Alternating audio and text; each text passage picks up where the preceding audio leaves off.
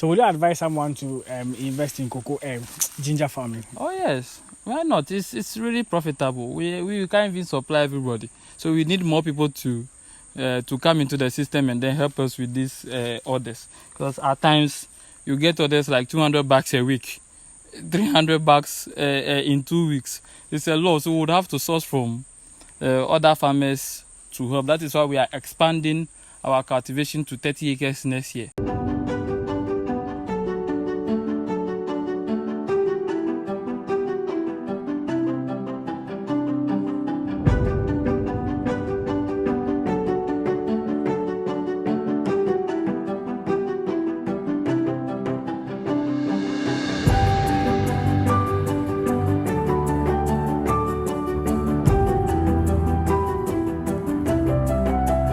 Okay, so like what I want us to do in this video is to if someone wants to start their own ginger farm, some farm management practices, how someone can get to know the things that he's supposed to know in ginger farming from start to finish. So we can all we want to start some at our own homes, at least on small gardeners. You indicated we have some. Yeah, so since we don't have all the ones in here are dried up, just let us know how, when someone wants to start their own ginger farm, what he needs first, what he has to do from germination to the point where you harvest. So yeah, that's what I want to assist us with. So if I want to start, how can someone start their own ginger farm? Yeah, so that would depend on the type of land you are taking. If, let's say, it's a very thick forest or the virgin land, you'd have to first clear, cut a little bit of trees, because we practice agroforestry as well. So not all trees.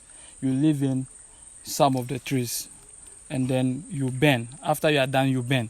So the land can be really bare for you to till proper and plant. So what you do after clearing and you burn, you till, so the ashes can mix up with the soil. So that's if it's a fresh land. That is if a fresh land. Yeah, so that will serve as some form of fertility to the soil as well. Then you wait for rain, at least 1 or 2 rain to fall.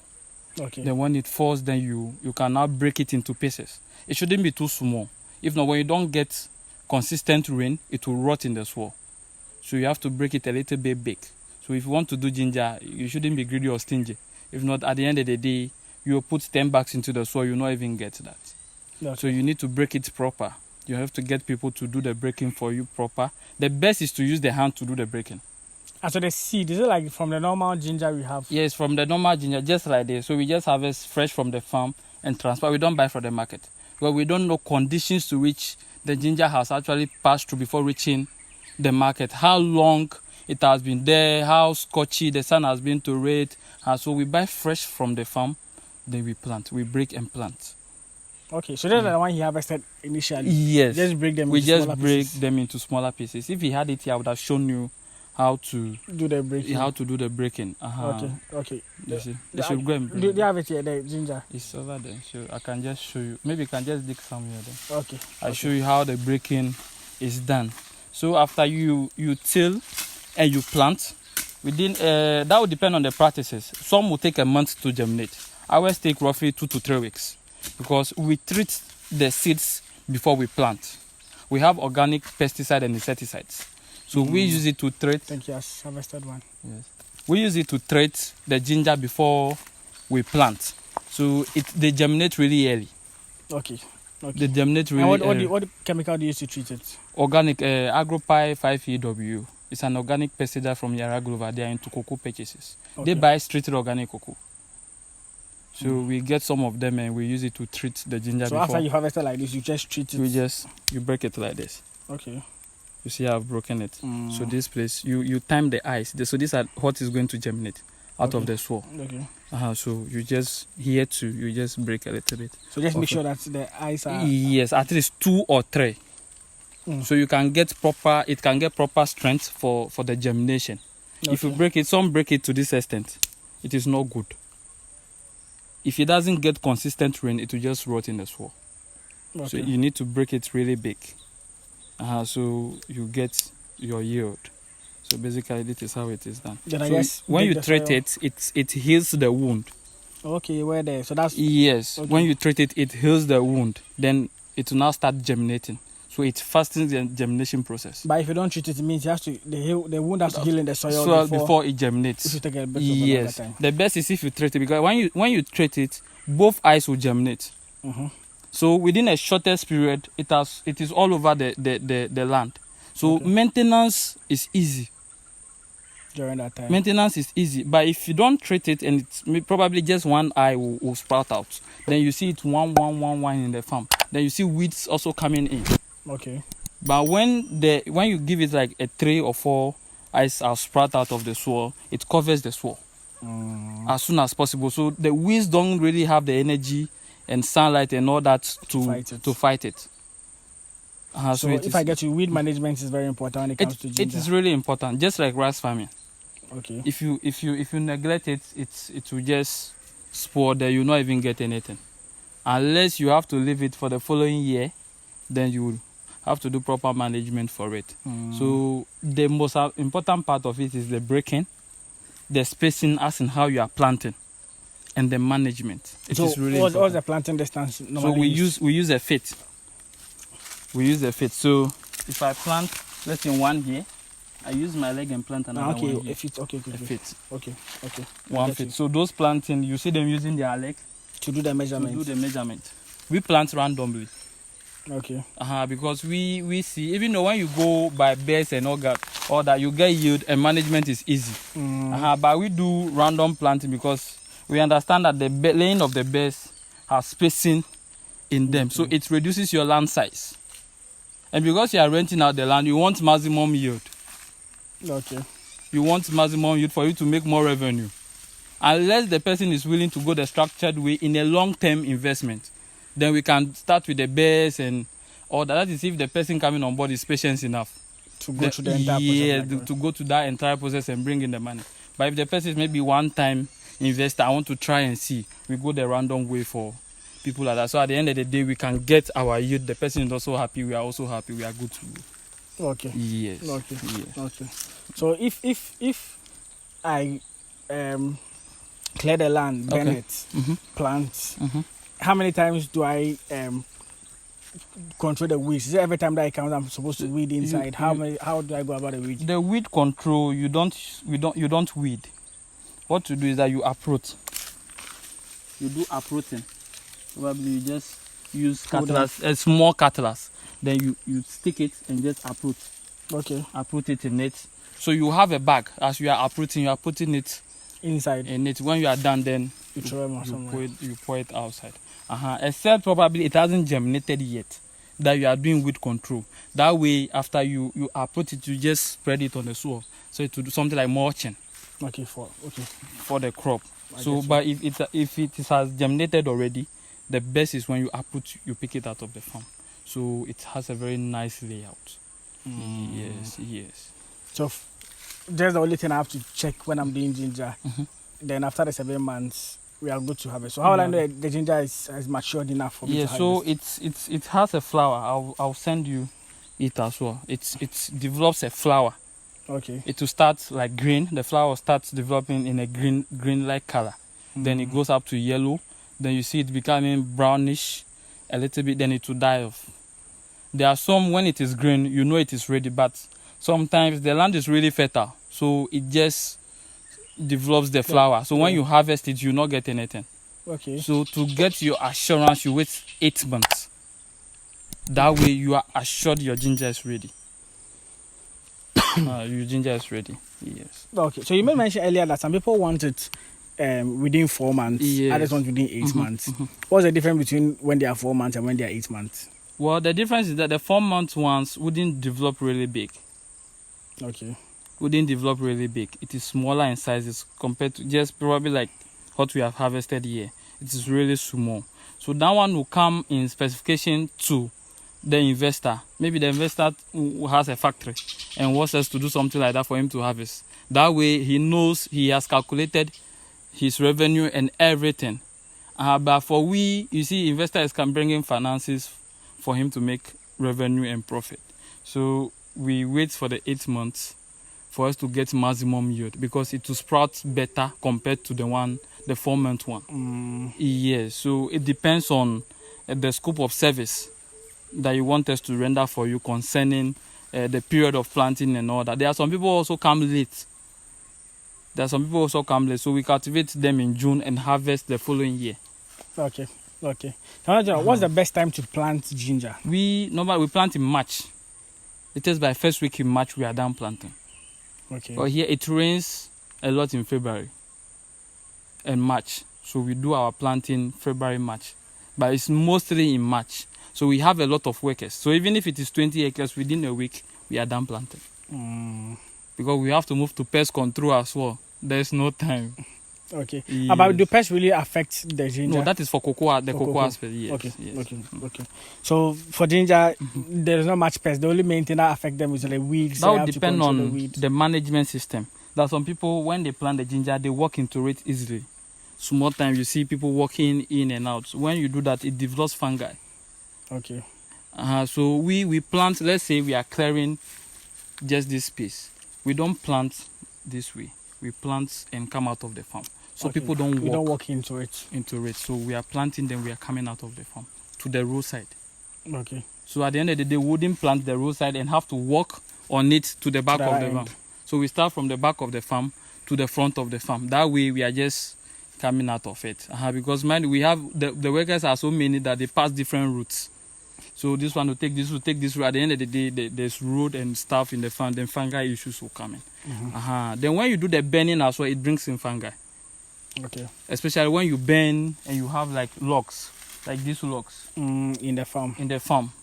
The sawdust. I say sawdust. The ashes. Breeds. The ashes also breed. So when you plant where the ashes are, it will also bring out fungi. Okay. So you see some whitey stuff on it. But when you get fungicide and you spray on it, then you are good to go. Okay. Yes. Okay. It doesn't affect the ginger or the consumer in any way. Because it will take a longer period for it to even reach the consumer. Yes, probably after 4 or 5 months time before the harvesting is even going to be made for somebody else to even consume. So it has no effect on the consumer. It might even rain and wash it off. So it's just the period to which we have sprayed the fungicide. It has done its work. It rains and it has started this new development. Does ginger need more water? Not necessarily. The best is sandy clay. The best soil is sandy clay. Okay. When you go to Rara, the northern region, those parts where they have is sandy, but there's a little bit of clay in the land as well. It doesn't really need a lot of water.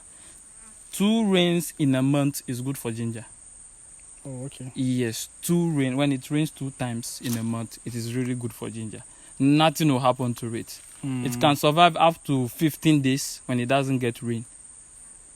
Okay. Yes, it can survive up to 15 days if you don't have rain. But it is good.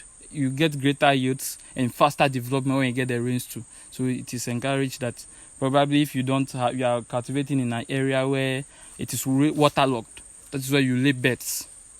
When it is waterlogged, you lay beds, because when you get a lot of water, will just make it rot. Yeah. If you had been here around August, there are some farms I would have taken you to.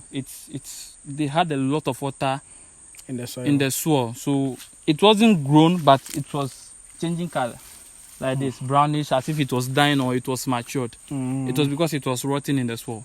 Okay. So it doesn't really like a lot of water. You need the ground to be moist. But if you get a well-drained soil that drains water and hold water a little bit, it is good.